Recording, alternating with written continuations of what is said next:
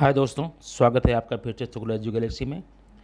आज आपके लिए एक प्रश्न है, एक टॉपिक है आपके साइंस का, आपके एग्जामिनेशन के लिए, आपके नंबर के लिए।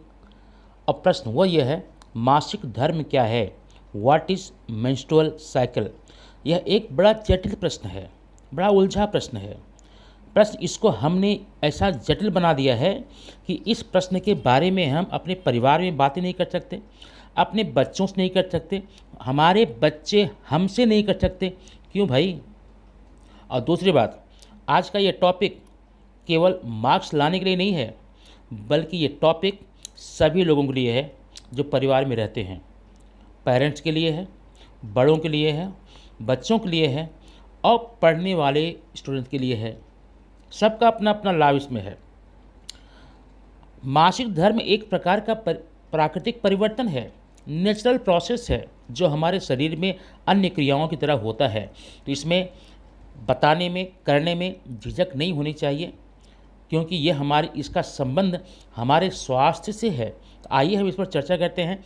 मासिक धर्म क्या होता है, क्यों होता है, कैसे होता है, इसमें कौन कौन सी बातें आती हैं। यौवनावस्था के पश्चात या यौवनावस्था की शुरुआत के समय में, during the period of puberty, लड़कियों में, महिलाओं में कुछ बदलाव आने लगते हैं और वो बदलाव की प्रवृत्ति होती है जो उसका पुनरावृत्ति होती, रिपीटेशन होता है। इसी पुनरावृत्ति को, इसी होने वाले बदलाव को, बारंबार होने वाली प्रक्रिया को हम ऋतु चक्र कहते हैं, मासिक धर्म कहते हैं, मेंस्ट्रुअल साइकिल या फिर एमसी कहते हैं। अब इसमें होता कैसे है? इसमें कुल मिलाकर के 4 संप्रेरक होते हैं। There are 4 hormones which are responsible for the menstrual cycle.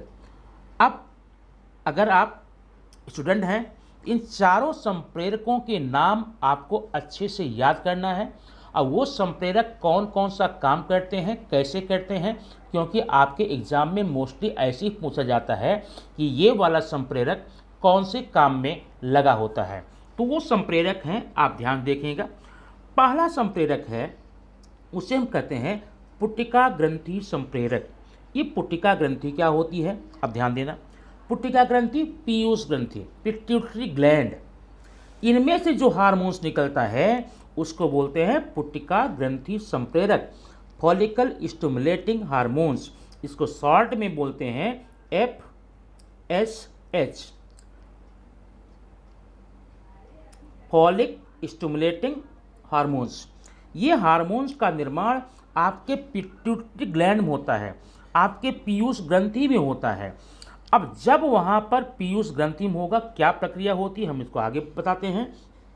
दूसरा हार्मोन है ल्यूटिनाइजिंग हार्मोन्स, ल्यूटिनाइजिंग हार्मोन्स, पीत पिंडकारी संप्रेरक। इसको दिखाते हैं LH से, नाम याद रखना, FSH। ये क्या है? फॉलिक स्टिमुलेटिंग हार्मोन्स, पुट्टिका ग्रंथि संप्रेरक। दूसरा है ल्यूटिनाइजिंग संप्रेरक LH, ल्यूटिनाइजिंग हार्मोन्स LH। इसको हिंदी में बोलते हैं पीत पिंडकारी संप्रेरक। अब तीसरा बड़ा इंपॉर्टेंट है, उसे बोलते हैं एस्ट्रोजन। नाम याद रखना, एस्ट्रोजन तीसरा हो गया। और चौथा आपका नाम है प्रोजेस्टेरॉन। यहाँ लिख दो, नाम याद रखना। ये 4 हार्मोन्स हैं, याद रखना। 4 हार्मोन्स कौन कौन है? पहला हो गया follicle stimulating hormones, luteinising hormones और एस्ट्रोजन, प्रोजेस्टेरॉन। यही 4 हार्मोन्स होते हैं जो मासिक धर्म में बहुत ही महत्वपूर्ण भूमिका निभाते हैं। ठीक है, अब आइए आगे ये काम कैसे करते हैं, अब इसको देखते हैं। सबसे पहले पुट्टिका ग्रंथि संप्रेरक, जो कि आपके पिट्यूटरी हार्मोन से बनेगी, उससे एक प्रकार का हार्मोन्स निकलता है। उस हार्मोन्स के निकलने के साथ आपके अंडाशय में, अब अंडाशय कहाँ है, ओवरी कहाँ है, यहाँ पर आपके अंडाशय में, माने लड़की के अंडाशय में पुट्टिकाओं में से एक पुट्टिका के साथ डिंब का विकास होता है। ध्यान रखना, जो डिंब होते हैं, ओवम होते हैं, आपको पहले की वीडियो में बताया गया है ये 20 से 40 लाख होते हैं जिस समय जन्म होता है लड़कियों का ना। लेकिन आगे जाते जाते ये हार्मोन्स व्यय हो जाते हैं, खर्च हो जाते हैं लड़कियों के शारीरिक विकास में और प्रक्रियाओं में। तो बाद में बचते कितने हैं? 400 बचते हैं। लेकिन ये जो 400 डिम्ब हैं, 200 इस साइड में, 200 इस साइड में, 400 डिम्ब ये अविकसित होते हैं। तो जब आपका पहला हार्मोन क्या था? पुटिका ग्रंथि संप्रेरक FSH, इसका जब श्रावण होता है तो डिम्ब का विकास होने लगता है। जो यहाँ ओवम है ना, वह विकसित होने लगते हैं और विकसित जैसे होंगे उसी समय वहाँ से निकलेगा एस्ट्रोजन हार्मोन्स, एस्ट्रोजन हार्मोन। अब एस्ट्रोजन के प्रभाव से गर्भाशय की आंतरिक दीवार, यहाँ देखिए ये है गर्भाशय की आंतरिक दीवार है, ध्यान देना एस्ट्रोजन का संबंध किससे है? ये गर्भाशय की आंतरिक दीवारों में क्या करता है? एक नया स्तर तैयार करता है जो मखमली होता है, सिलिका होता है। गर्भाशय के अंतः स्तर में वृद्धि होती है। बात समझ में गई ना? अब यह जो वृद्धि होती है यह क्यों होती है? एस्ट्रोजन के प्रभाव से। अब वृद्धि का रीजन ये किस लिए होती है? ताकि निषेचित होकर आने वाले ओवम जो जायगोट बन जाएंगे, यहाँ पर पूर्ण रूप से विकसित होने का मौका उनको मिला। माने निषेचित अंड को पूर्ण रूप से विकास करने के लिए यह लेयर, गर्भाशय में ये जो लेयर होती है वो बनती है। किसके द्वारा? एस्ट्रोजन हार्मोन्स के द्वारा। अच्छा, इतना हो गया। इसी दौरान अंडाशय में बढ़ने वाली जो पुटिका है ना, जो विकसित हो रही थी, उसका पूरा विकास हो जाता है, पूरी वृद्धि हो जाती है। और ल्यूटिनाजिन संप्रेरक के प्रभाव से ये वृद्धि किसकी होती है? ल्यूटिनाजिन संप्रेरक, ल्यूटिनाजिन हार्मोन से। अब जब ये पुटिका फूट जाएगी, पुटिका से एक डिम्ब निकलेगा, डिम्ब बाहर आ जाएगा। इसको कहते हैं अंडोत्सर्ग, ओव्यूलेशन, ओव्यूलेशन। अब याद रखना अंडोत्सर्ग क्या है? पुटिका के फूटने के बाद डिम्ब का बाहर निकलने की प्रक्रिया को, क्रिया को, घटना को हम क्या कहते हैं? अंडोत्सर्ग कहते हैं। अब अंडोत्सर्ग हो जाने के बाद में पुटिका में फूटे हुए पुटी से पित्तपिंड, पीतपिंड, यहाँ से पीतपिंड आएंगे बाहर। अभी इसका फिगर हम और आपको देंगे। बाहर आते हैं, इसको कहते हैं अंडोत्सर्ग कहते हैं ना। अब जो पीतपिंड बाहर आएगा, ये पिंड प्रोजेस्टेरॉन संप्रेरक स्रावित करेगा। ध्यान देना, यहाँ से जो पीतपिंड आएगा वो क्या निकालेगा? प्रोजेस्टेरॉन हार्मोन्स निकालेगा। और यही प्रोजेस्टेरॉन हार्मोन्स गर्भाशय के अंतः स्तर स्रावित होने लगती है। माने यहाँ पर एक श्रावण होता है, मटेरियल केमिकल्स बनते हैं यहाँ पर।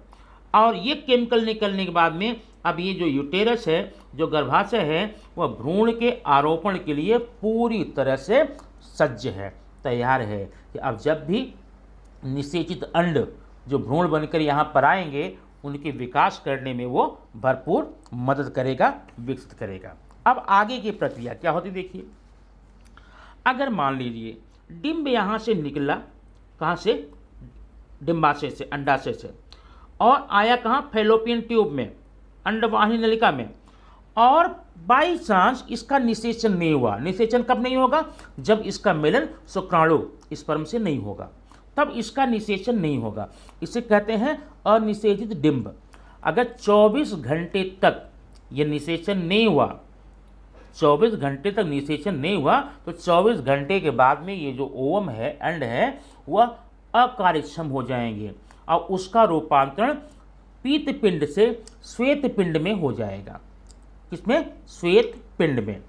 और जिससे एस्ट्रोजन और प्रोजेस्टेरॉन, इन दोनों संप्रेरकों का निकलना बंद हो जाता है। जबकि आपने देखा था पीतपिंड से क्या निकल रहा था? प्रोजेस्टेरॉन। ठीक है। और जब ये पीतपिंड से श्वेतपिंड बन गया, अब ध्यान ये देना कि पीतपिंड से श्वेतपिंड बनेगा कब?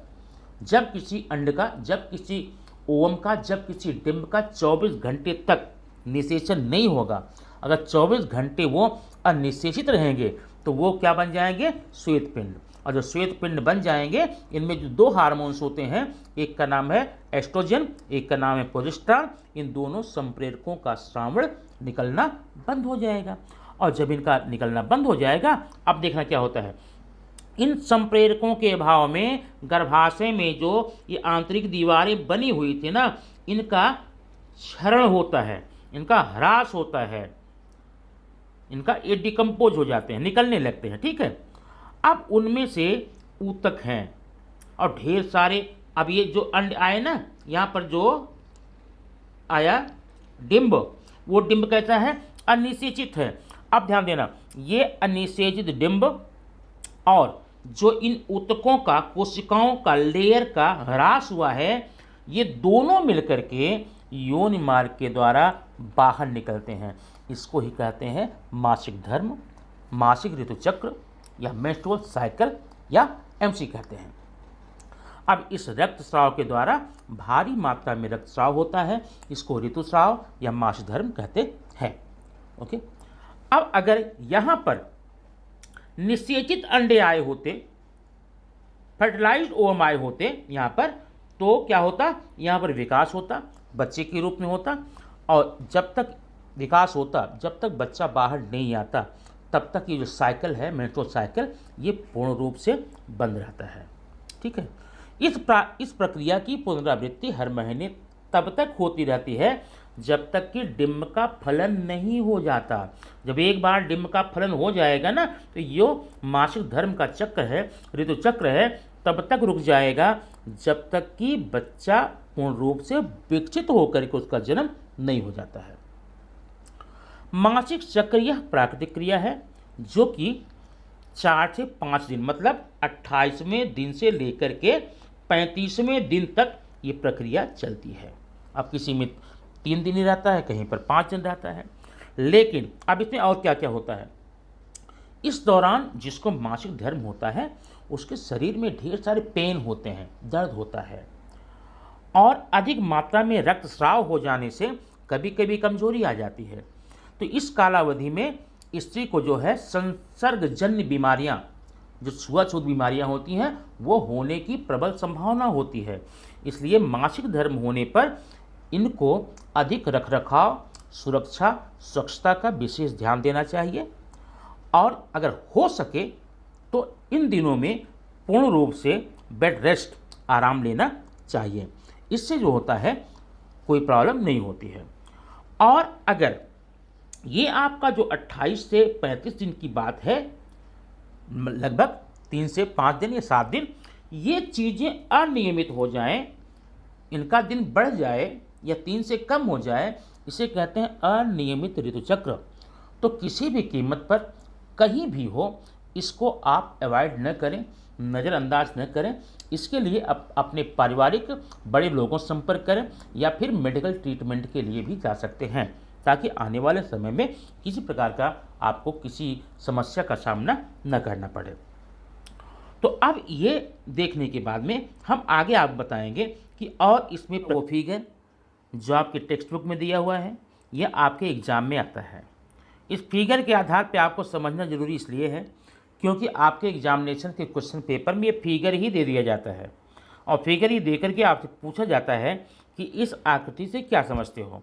तो आपको जो बताया गया मेंस्ट्रुअल साइकिल के बारे में वो लिखेंगे, या फिर कभी कभी इसका नामकरण करना होता है, नॉमिनेशन करना होता है, उसके लिए भी ज़रूरी है। अब प्रक्रिया शॉर्ट में देखिए फिगर द्वारा। सबसे पहले आपको क्या होता है, आपका ये पीयूषिका ग्रंथि है, क्या है, ये है पीयूषिका ग्रंथि। यहाँ पर यहाँ से निकलता क्या, यहाँ से निकलता है फॉलिकल स्टिमुलेटिंग हार्मोन्स, यहाँ से निकलेगा। अब जब ये देखो हार्मोन्स यहाँ पर दिए गए हैं आपका, यहाँ पर ये ठीक है, ये जब हार्मोन्स निकलेगा तो आपके अंडाशय में, मतलब महिला के अंडाशय में, ओवरी में क्या होगा, वहाँ पर एक पुटिका का विकास होगा। ये है पुटिका या पीटिका कैप्सूल, इसका विकास होता है। अब इसका विकास जब पूर्ण विकास हो जाता है, इससे अंडे बाहर निकलते हैं। ये है अंडे निकल रहे हैं, इसको बोलते हैं अंडोत्सर्ग या ओव्यूलेशन। अब ये अंडे निकल गए, इतनी प्रक्रिया तो आपने यहाँ देखी। अब उसी पुटिका से निकलेगा क्या, एस्ट्रोजन। अब यहाँ देखिए एस्ट्रोजन आपको यहाँ दिख रहा है।